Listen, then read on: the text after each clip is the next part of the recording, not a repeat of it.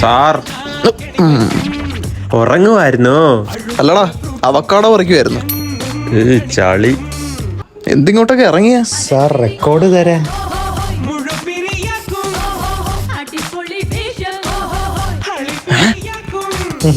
ഫുള്ളായിരിക്കും.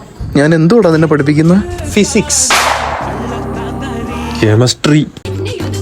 Book മാറിയ? ഓ sir ഞാൻ chemistry തന്നെ എഴുതിയത്. ഇതിനി എന്തുവാണോ എന്തോ.